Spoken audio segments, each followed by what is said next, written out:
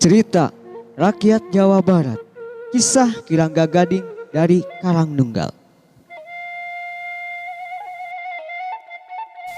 Karangnunggal adalah sebuah kecamatan di Kabupaten Tasikmalaya, Provinsi Jawa Barat, Indonesia. Dahulu kala, ketika Tasik masih merupakan dayeuh atau kota Sukapura, ada seorang bernama Kirangga Gading. Ia sangat sakti, tapi kesaktiannya disalahgunakan untuk merampok dan mencuri. Kirangga Gading tidak pernah tertangkap karena ia bisa mengubah badannya menjadi binatang, pohon, batu, ataupun air. Suatu ketika, Kirangga Gading mencuri kerbau 5 ekor. Pencurian itu sengaja dilakukan di siang hari untuk pamer kesaktian. Warga sekampung pun beramai-ramai memburunya karena ketinggian ilmu Kirangga Gading.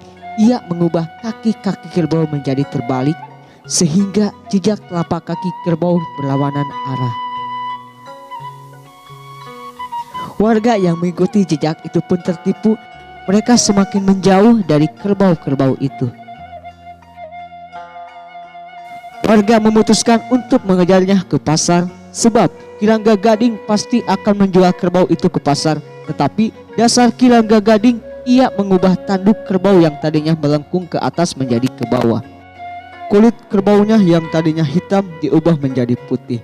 Maka selamatlah ia dari kejaran massa dan polisi negara yang akan menangkapnya. Dan tersiar kabar, di Karangnunggal terdapat tanah keramat. Tanah itu mengandung emas. Lahan itu dijaga oleh polisi negara dan para tua-tua kampung agar tidak diganggu. Mendengar kabar itu, Kirangga Gading jadi tergiur ingin memilikinya. Ia segera naik ke atas pohon kelapa. Setelah sampai di atas, dibacokannya pelepah kelapa yang diinjaknya.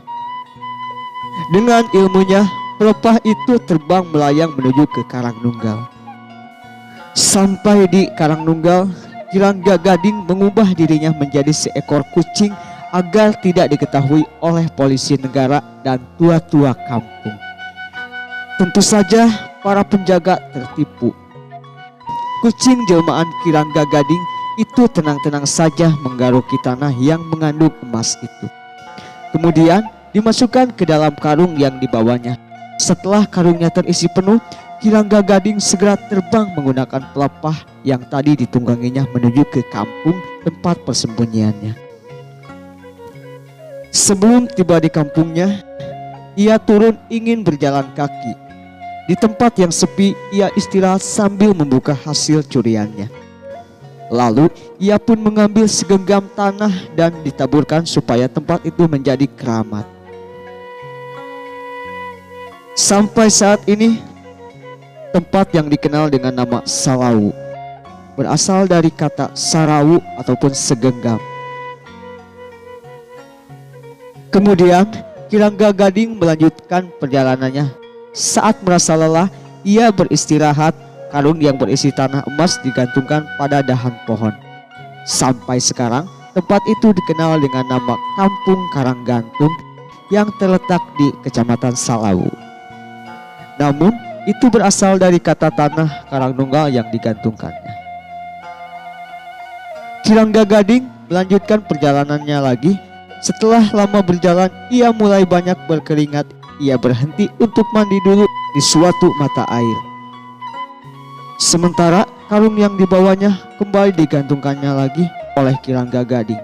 Tapi karung itu berayun-ayun terus atau guntal-gantel, tak mau diam.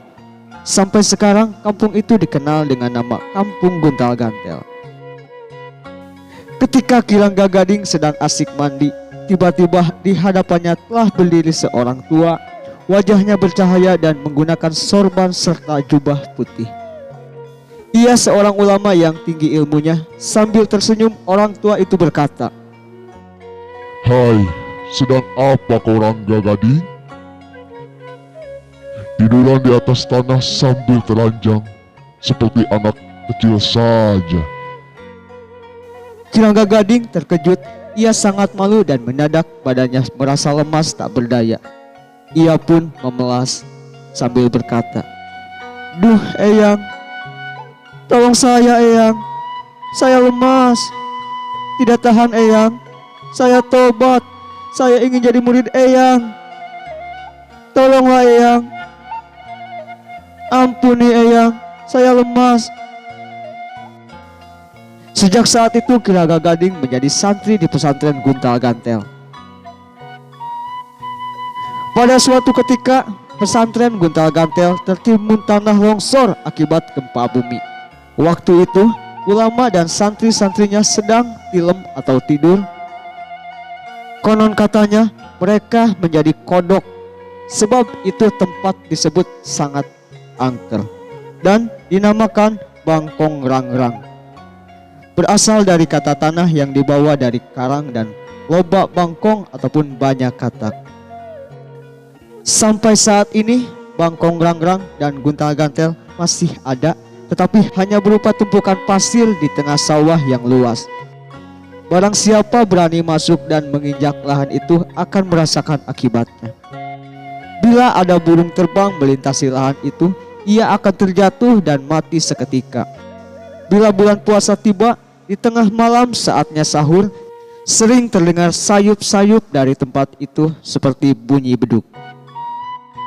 Jangan heran, sebab itu adalah suara beduk santri-santri dari pesantren Guntal Gantel yang tilem dan dipimpin oleh Kirangga Gading.